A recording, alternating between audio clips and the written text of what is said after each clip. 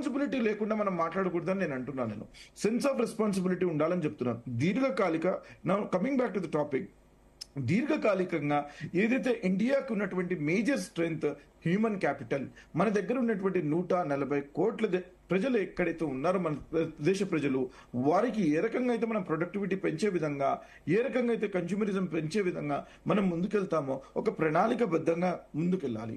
వారికి కావాల్సినటువంటి ఒక యూనివర్సిటీస్ ఏదైతే artificial intelligence and machine language అని చెప్పేసి భయభ్రాంతులకి ఐటీ ఇండస్ట్రీ ఉన్నప్పుడు దాని ద్వారా మనం పాజిటివిటీ ఏ రకంగా చేయొచ్చో దాని గురించి ఒక సమ్మిట్ పెట్టినప్పుడు గల్గోటియా యూనివర్సిటీ నుంచి ఒక రోబోని తీసుకొచ్చారండి. దేశం నవ్వులు పాలైంది. నేనేం చెప్పదలుచుకుంటానంటే ఆ టెక్నాలజీని మనం ఏ రకంగా అయితే వాడుకోవచ్చో అది ఒక్కసారి మనం చూసుకోవాలా. అది మనం చూడడం లేదు. కాలేజెస్లో ఏ రకంగా అయితే కోర్స్ స్ట్రక్చర్ చేంజ్ చేయాలో అది చేయాలా. ఈ రోజు పిల్లలు ఇంజనీర్స్ అవుతున్నారండి, కానీ ఎక్కడ కూడా వారికి జాబ్ కాదు కదా, బేసిక్ నాలెడ్జ్ కూడా ఉండడం లేదు. మన స్టాండర్డ్ ఆఫ్ ఎడ్యుకేషన్ పడిపోతూ పోతుంది. దాని గురించి నేను బాధ్యత చెప్తున్నాను. Government has to come up with some reforms. అది ఎక్కడ మారాలి అని అంటే స్ట్రక్చర్లో మారాలి, సిస్టంలో మారాలి. దానిని దీర్ఘకాలికంగా లాంగ్ రన్లో మనకి ఇదే అవుతుంది. ఎక్స్పోర్ట్స్ ఏ రకంగా అయితే మనం పెంచొచ్చు. ఇంత క్యాపిటల్ ఉన్నప్పుడు ఈ రోజుకి కూడా చైనా నుంచి 6,000 ప్రోడక్ట్స్ మనం ఇంపోర్ట్ చేసుకుంటామండి. అంటే చైనాకి మనకి తేడా ఏంటండి? వారి దగ్గర కూడా జనాభా హైయెస్ట్ నెంబర్ ఆఫ్ పాపులేషన్ కదా, మన దగ్గర కూడా ఉంది కదా. Then why we're not able to export? మనం ఎందుకు చేయలేకపోతున్నాము? ఇంకా మనం అక్కడి నుంచి ఎందుకు తీసుకురాగలుగుతున్నాము? వారికి మనకి తేడా ఏంటి? వారి ఎడ్యుకేషన్ సిస్టంలో మన ఎడ్యుకేషన్ సిస్టంలో తేడా ఒకసారి చూసాము, ఎప్పుడైనా గమనించారా? మనం అది దాని గురించి మాట్లాడాలి. కానీ ఎక్కడో జపాన్ ఏ రకంగా అయితే అడ్వాన్స్ వెళ్తుందో, రష్యా ఏ రకంగా అయితే అడ్వాన్స్ ఉందో, అమెరికా ఏ రకంగా అయితే ఐటీ ఎక్స్పోర్ట్స్, మన దగ్గర ఐటీ నిపుణులు ఇంతమంది ఉన్నప్పుడు నేను అదే అంటున్నానండి. ఐటీ ఎక్స్పోర్ట్స్ కానివ్వండి, ఫార్మా కానివ్వండి, these are the main exports we do, agricultural products. వాటిని ఏ రకంగా అయితే మనము ఇంపోర్ట్ ఎక్స్పోర్ట్ బ్యాలెన్స్ చేస్తూ మనం ముందుకు వెళ్ళాలో, ఆ డెఫిసిట్ ని ఏ రకంగా అయితే తగ్గించుకోవాలో దాని గురించి మనం శ్రద్ధ పెట్టాలా. ఎక్కడైనా సరే ఫైనాన్స్ మినిస్టర్ వచ్చేసి ఒక స్టేట్మెంట్ ఇచ్చారండి? ఒక్క ఇన్స్టిట్యూషన్ అండి 12 సంవత్సరాల్లో మీరు చెప్పండి, ఒక్కటే ఇన్స్టిట్యూషన్ మేము తీసుకొచ్చినటువంటి ఒక్క ఇన్స్టిట్యూట్ అని చెప్పండి.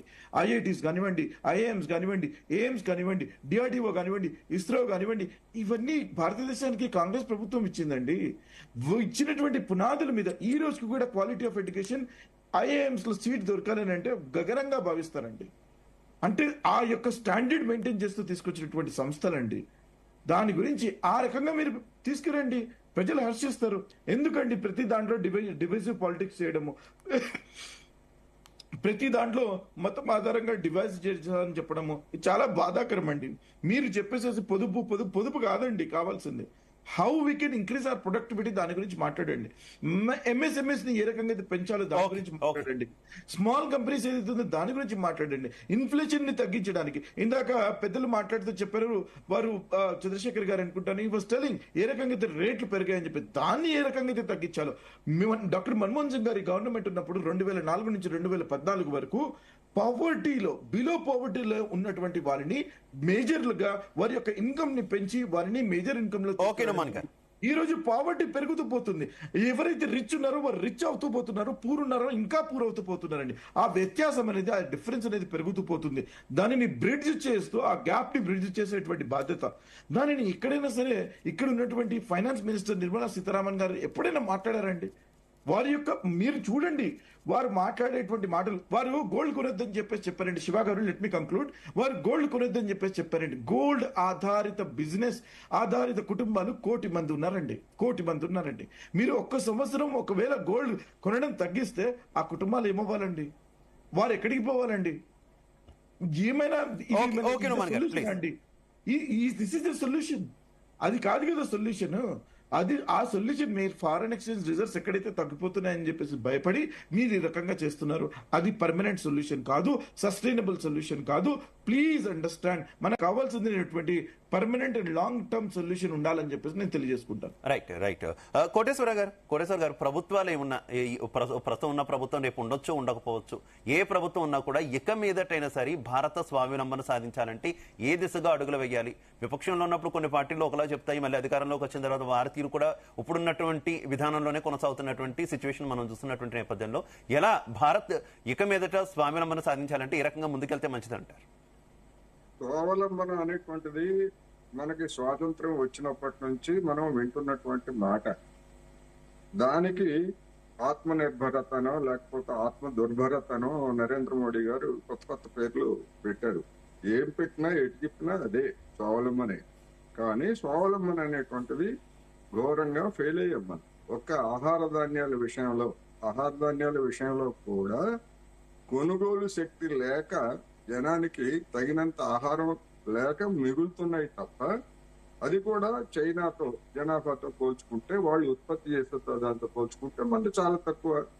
నరేంద్ర మోడీ గారే చెప్పారు కదా, జనానికి కొనుగోలు శక్తి లేక ఆహార ధాన్యాలు 5 కిలోల చొప్పున నెలకి 80 కోట్ల మందికి ఇస్తున్నామని చెప్పారు కదా. దాని అర్థం ఏంటి అంటే దరిద్రంలో ఉన్నారు, ఆ మాత్రం కూడా కొనుక్కునేటువంటి స్థితిలో లేరు, వాళ్ళకి ఉపాధి మేము కల్పించలేము, అందుకని మేము 5 కిలోలు ఇస్తున్నామని చెప్పారు. అందుకని ఇప్పుడు వచ్చేసరికి నరేంద్ర మోడీ గారు కానీ లేదా ఎవరైనా కానీ సుభాషితాలు చెప్పడానికి, పొదుపు సూత్రాలు చెప్పడానికి వాళ్ళేమి కొత్తగా పుట్టుకు రాలేదు. లేకపోతే పొదుపు సూత్రాలు భారతదేశ డిఎన్ఏలోనే ఉన్నాయి.